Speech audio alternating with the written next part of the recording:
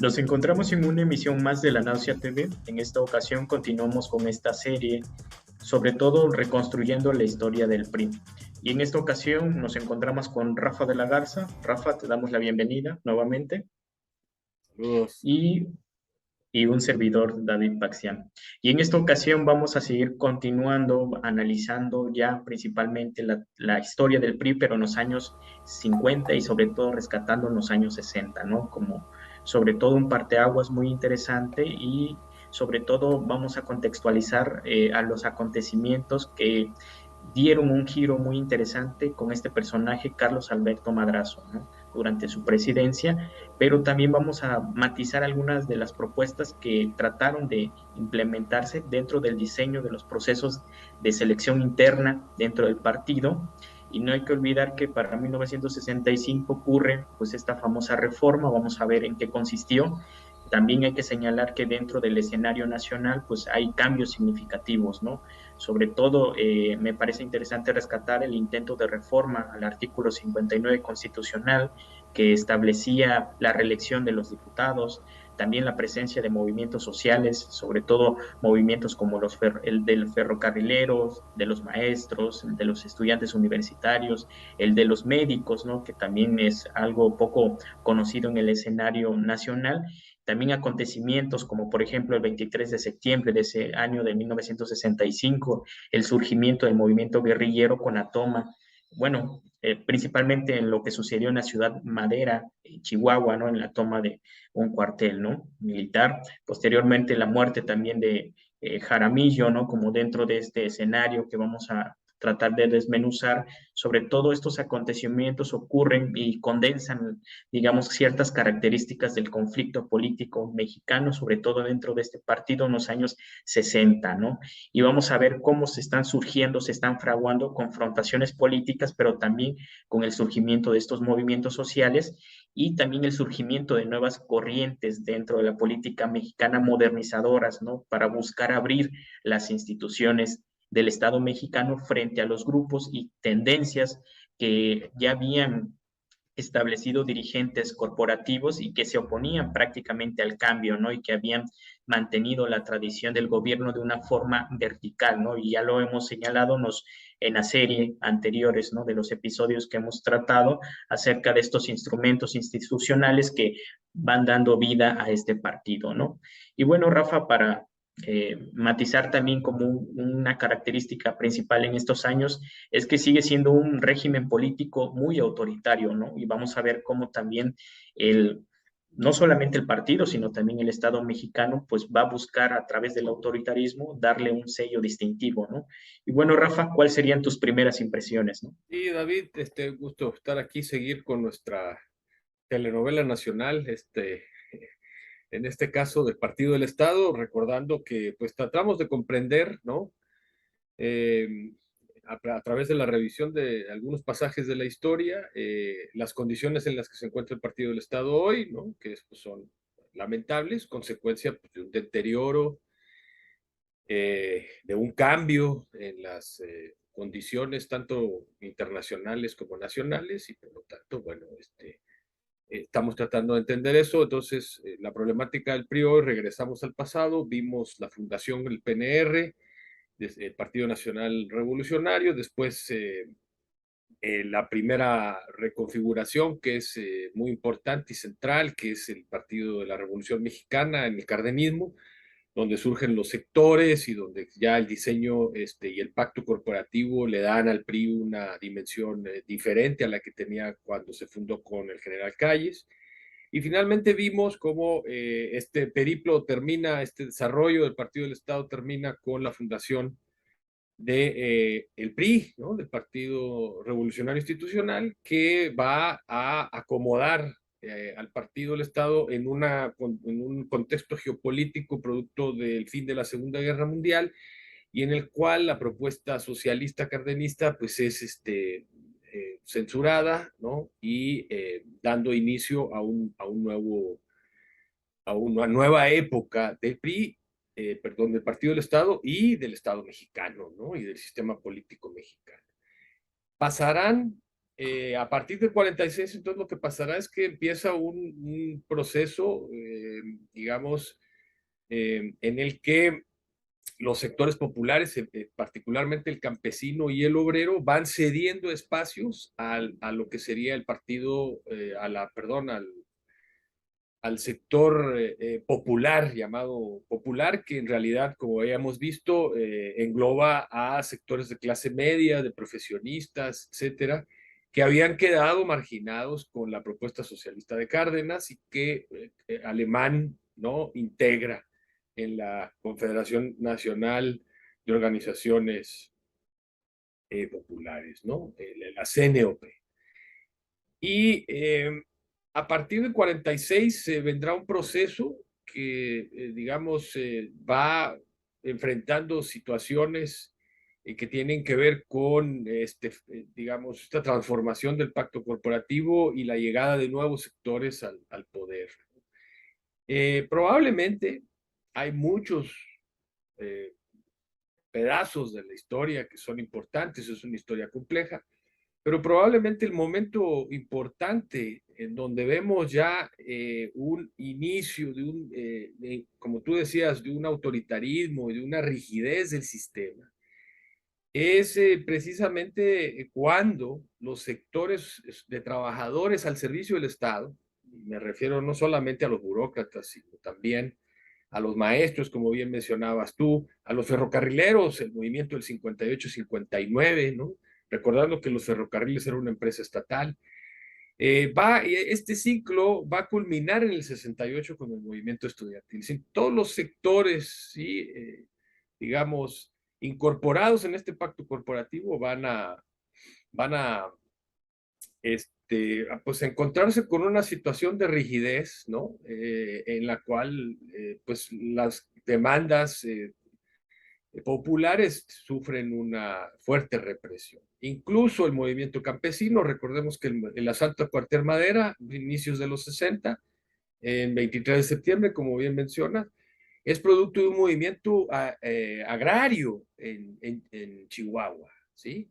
Y donde los maestros se unen a los campesinos, los apoyan, son reprimidos y entonces el maestro Gamis, el profesor Gamis, Arturo Gamis y otros deciden hacer una acción un poco inspirada evidentemente en la Revolución Cubana, que es el otro elemento importante que hay que considerar. Entonces, a nivel nacional tenemos insatisfacción, tenemos, a pesar del crecimiento económico, de distintos sectores que habían sido eminentemente, bueno, la base del pacto corporativo, y tenemos, insisto, Madera, y tenemos también el infame asesinato de Rubén Jaramillo y su familia, también en defensa de cuestiones agrarias. Entonces, lo que vemos ya es que lo que empieza con Miguel Alemán va generando un descontento y este descontento se va a ir manifestando precisamente en estas movilizaciones, en estos movimientos que van a poner el dedo en la llaga, sobre todo en términos, por ejemplo, de democracia sindical, es decir, del fin del pacto corporativo, en términos de una mayor democracia sindical y un impulso al agrarismo que había sido detenido por Miguel Alemán. En este contexto, ¿sí? En 1964, a finales de 1964, Gustavo Díaz Ordaz decide poner en la presidencia del partido a Carlos Alberto Madrazo Becerra, padre del infame Roberto Madrazo, ¿no?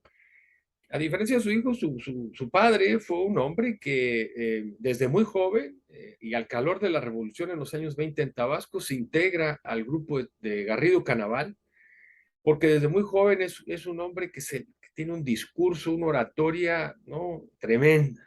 Garrido Canaval lo ve, lo incorpora muy joven y empieza su carrera política, una carrera política que va a tener altibajos, pero que va a estar siempre orientada a las causas populares, ¿sí? Madrazo es un radical. Incluso en los años 40, en el gobierno de Ávila Camacho, en esta efervescencia de sectores religiosos que habían sido también relegados y puestos a la defensiva en el cardenismo, emergen y Carlos A. Madrazo, creo que en Coyoacán, en la Ciudad de México, enfrenta a un grupo de ¿no? De personas herederas del sinarquismo y de todos estos grupos de derecha, y es encarcelado, ¿sí? Por poco tiempo, y después lo sacan, y cuando ya Gustavo Díaz Ordaz lo nombra presidente del PRI, él está terminando su sexenio como gobernador de Tabasco. Sí, un gobernador muy activo, muy abierto a las causas populares, y que no olvidaba sus inicios. Él tiene todavía este chip, digamos, revolucionario, y no es un Ávila camachista convencido, ¿no? Al final causa extrañeza, según algunos autores, pues que lo pongan a él siendo tan radical. Porque es como bien mencionabas tú, para darnos una muestra de cómo se va haciendo más rígido el sistema, hay una discusión con respecto a la reelección de diputados, precisamente. Imagínate, contraviniendo este sagrado principio, ¿no?, maderista de la no reelección, que fue el que generó, ¿no?, el levantamiento popular. Entonces, en ese contexto, llega Madrazo. Él sigue siendo gobernador de Tabasco, termina su sexenio en el 64, y en 65 inicia un proceso con discurso incendiario, ¿no?, llamando precisamente a que al partido se abra, sobre todo a los jóvenes y a las mujeres. Esto es muy interesante porque yo creo que Madrazo se dio cuenta de que todo este sector juvenil que va a explotar precisamente en el 68 está marginado. Y entonces él se da cuenta que si hay que seguir abriendo el partido a incorporaciones de sectores que surgieron ya con la urbanización y la modernización económica en México. Y él se da cuenta de esto, y entonces empieza un activismo muy, muy fuerte, ¿sí?, aliado con sectores como Rojo Gómez, que había sido regente y que era el dirigente de la CNC, que también tenía esta propuesta agrarista, ¿sí? Y entre ellos dos inician un proceso, por un lado, siendo muy cuidadosos con la cuestión de la reelección, y por el otro, tratando de reformar al partido para revitalizar. Y me parece a mí que por eso este momento es importante en la historia del Partido del Estado, porque es probablemente el último intento de que el partido recupere sus raíces y su espíritu, ¿sí?, revolucionario en términos institucionales, claro, no en términos de volver a hacer una revolución, sino de seguir abriendo instituciones para darle cauce a las demandas populares surgidas en la Revolución Mexicana. Entonces, en el 65 él empieza todo este proceso, llegan a la Asamblea Nacional, ¿sí?, lo ratifican a él como presidente del partido, creo que Rojo Gómez como secretario general, y entonces empieza por todo el país a moverse, ¿sí?, para básicamente encontrar apoyo a las reformas. En ese contexto, el proyecto de la reelección no es, digamos, muy atractivo para Madrazo, porque obviamente si Madrazo por un lado lo que está diciendo es que hay que abrir el partido, pues la reelección es exactamente lo contrario. De lo que se trata es de que ya están adentro, pues queden y se reelijan, ¿no? El presidente Díaz Ordaz no tiene mucha convicción con respecto a esto, deja las cosas pasar, pero Madrazo de alguna manera como para boicotar el asunto, dice, bueno, pues si va a ser para diputados la reelección, pues eventualmente que sea también para senadores, para gobernadores, para presidentes. Y entonces el presidente le responde y dice que para el presidente de República no se contempla una reforma, que él no estaría de acuerdo. Entonces esto eventualmente echa por la borda la reelección, y Madrazo en cierto sentido deja hacer porque no está de acuerdo con la reelección, evidentemente. Insisto, es una contradicción con la propuesta que plantea. Su propuesta más importante es que, como a la vieja usanza en el PNR y todavía en el PRM, se hagan lo que llamaban plebiscitos, que pues, no son otra cosa que elecciones primarias en ayuntamientos, ¿no?, pensando que una vez que se lleve a cabo en los ayuntamientos, que es la base de toda la estructura del partido, pueda eventualmente seguir para senadurías, diputaciones y eventualmente gubernaturas. ¿Qué es lo que está tratando de hacer Madrazo? Pues básicamente, ¿sí?, romper con el modelo presidencialista en el cual el presidente elige a los los gobernadores eligen a su vez a senadores, a diputados, a presidentes municipales, ¿no?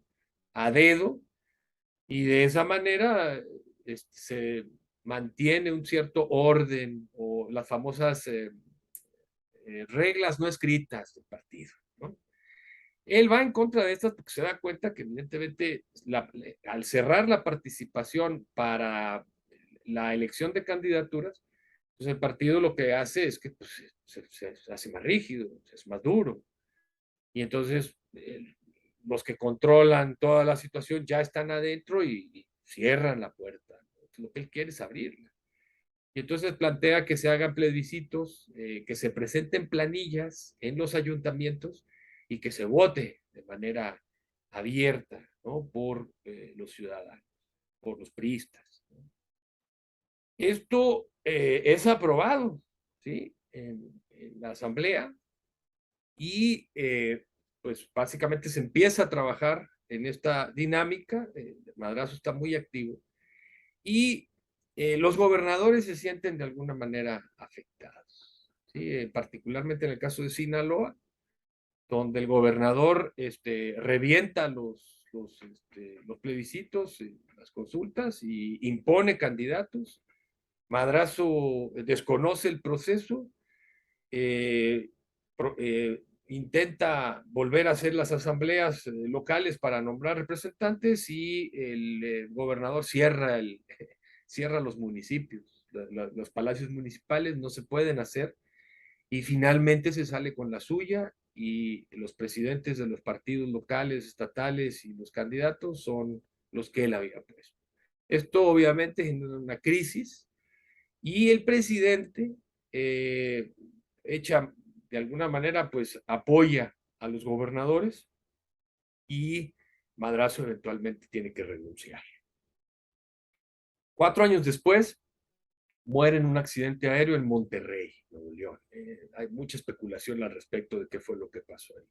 Pero lo interesante es mostrar que lo que Madrazo está tratando de hacer es un hombre del partido que crece con la revolución, es un hombre que tiene el pulso del proyecto revolucionario, que forma parte de la élite política y que es un priista convencido y se da cuenta que el PRI está teniendo problemas, ¿no? Y en el contexto en el que mencionabas, ¿no?, de un enorme descontexto social que va a culminar en el 68 y posteriormente en la guerrilla de los 70, en la Guerra Sucia y toda esa historia, ¿no?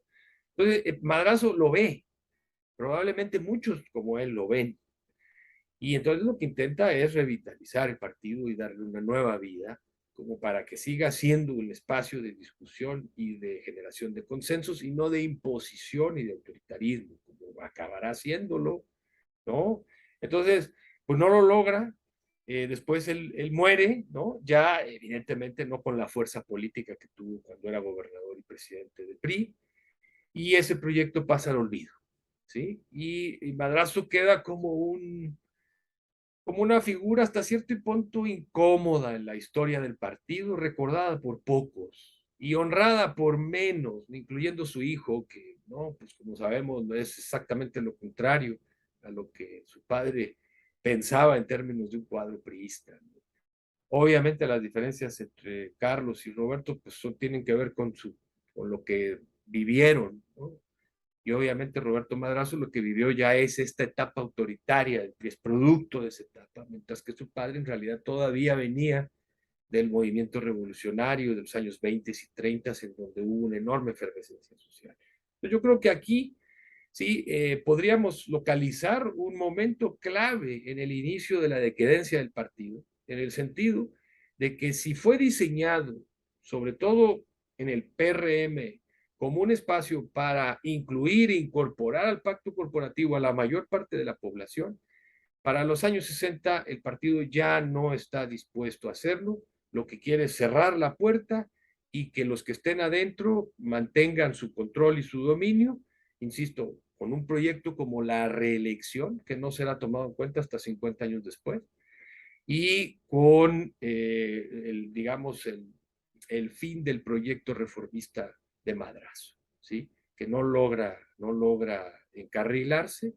Y bueno, pues aquí es donde entonces vemos ya que el sistema político y el Partido del Estado en particular, pues no tienen respuestas a la crisis, no tienen respuestas a una modernización de la sociedad mexicana, no tienen respuestas a una sociedad urbanizada, plenamente urbanizada ya en los años 60, y no tiene respuestas a las demandas de democracia sindical de los distintos sectores de trabajadores. Entonces, no tiene tampoco ya una propuesta agrarista que entusiasme, y incluso serán los sectores medios en el 68 con estudiantes, particularmente, aunque también de obreros y campesinos.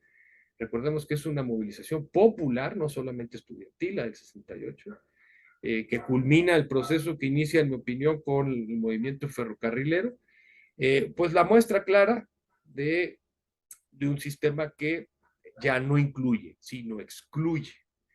Y conforme la población crece, cada vez son más los excluidos, ¿no? Cada vez son más los que se quedan afuera. Y entonces el partido evidentemente ya no es una solución a lo que el sistema político mexicano planteaba 40 años antes, es decir, abrir espacio a que las masas populares se integren para que evidentemente, a cambio de democracia y autonomía, pueda tener servicios, instituciones, ¿no? Como el FOBISTE, el ISSSTE, el Seguro Social, en fin, todas estas prestaciones que se les dan a los trabajadores. Ya en ese momento empieza un cambio que en mi opinión culminará con los años 80 con el modelo neoliberal y ya definitivamente la muerte del proyecto revolucionario. Por eso es importante esto y por eso yo quería pues, compartirlo con los, con nuestros televidentes, porque usuarios no me parece una buena palabra, o nuestros seguidores, ¿sí? Porque creo que aquí hay un momento, un parteaguas tan importante probablemente como la fundación del PRI o la fundación del Partido de la Revolución Mexicana y evidentemente con la fundación del Partido del Estado en 1929 con el Partido Nacional Revolucionario, ¿sí? Entonces, bueno, en lugar de innovar, de abrirse, digamos que es como el inicio del canto del cisne del partido, aunque todavía quedarán otros 20 años, 25 años para que ya la crisis sea notoria en términos electorales, porque hasta entonces se sigue imponiendo electoralmente porque no hay adversarios. Y ese proceso va a culminar probablemente en el 76, cuando en las elecciones presidenciales no haya candidatos opositores a López Portillo como candidato del PRI, ¿no? Y entonces inicia la reforma electoral y todo este doloroso proceso para tratar de maquillarle y lavarle la cara a un sistema que estaba totalmente rebasado por la realidad. Eso sería, David. Así es, y gracias Rafa porque pues nos has abierto un panorama sobre todo cómo este partido, ¿no? Va a enfrentar este denominado término de democratización, ¿no?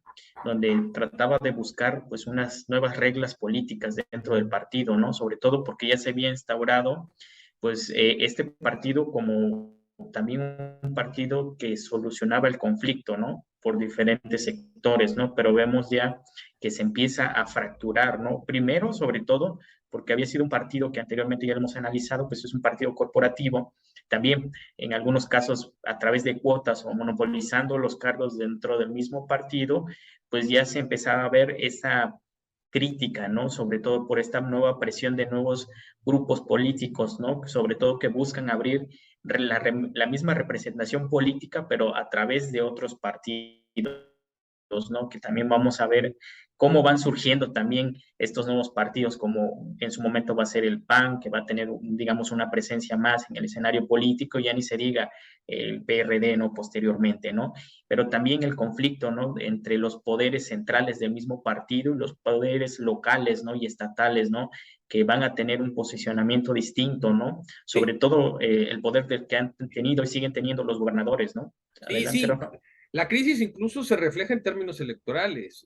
La insurgencia panista empieza en los 70s, a nivel municipal en el norte, recordemos, ¿no? De ahí surge Terrazas y surgen todos esos liderazgos que van a ser los que van a impulsar el PAN como oposición en los 80s, ¿no? Entonces, digamos, el partido ya no da y gana pues, por imposición. Entonces esto va generando un mayor descontento de tirios y troyanos, o sea, todos. ¿Por qué? Pues porque no hay soluciones, porque no hay inclusión, etcétera.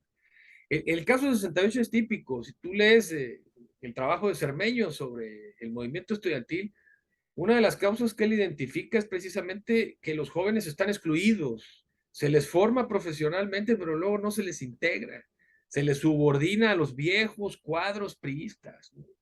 Y entonces, claro, Madrazo lo ve, porque estamos generando jóvenes profesionistas que no estamos integrando al Estado, a la Secretaría de Estado, pero sobre todo que no les están dando oportunidad de ejercer liderazgos, de innovar, ¿sí? Entonces, a mí me parece que eso es lo importante en el caso de Madrazo, que seguramente comparte con muchos otros miembros del partido de la época. O nos renovamos o morimos. Y bueno, pues a final de cuentas su proyecto fracasa porque pues, Díaz Ordaz tampoco es un personaje progresista, ni mucho menos. Insisto, causó mucha extrañeza que lo pusiera a él, pero bueno, Díaz Ordaz lo conocía de tiempo atrás y pues así funcionaban las cosas, ¿no? Entonces, la crisis empieza a ver ya ser visible para todos con las derrotas en los municipios de Chihuahua en los 70s a favor del PAN. ¿Sí? Y, insisto, el 76 es como el parteaguas porque va a generar la reforma, ¿sí? Política del 77 que abre la mano para tener una mayor diversidad en el Congreso. Entonces, estamos hablando de 10 años después de la propuesta, ¿no? O sea, 10 años después. Luego viene la crisis económica y bueno, peor, ¿no? La cosa se complica aún más, ¿no? Pero eso lo veremos ya después. Sí, así, Rafa, y me parece que pues este intento, ¿no? En resumen, pues es un intento de una reforma, ¿no? Que trataba de romper con la estructura organizativa, ¿no? Del PRI, pero pues eh, territorial, sobre todo por estos nuevos sectores que van surgiendo, que nunca se vio cristalizada, ¿no? Por parte de este personaje, pero vemos, como bien lo has dicho, los primeros síntomas de agonía de este partido, ¿no? Que vamos a ir viendo cómo va teniendo nuevos momentos de agonía, ¿no? Y Sí, bueno, por el momento, pues lo dejamos en esta parte para darle continuidad en la siguiente sesión y también a nuestros usuarios de este canal para que puedan darle like a este video y le puedan darle like a nuestras diversas páginas, ¿no? Y bueno, nos sí. vemos en una próxima emisión de La Náusea TV. Hasta la Seguro, próxima. sí. Hasta la próxima. Gracias.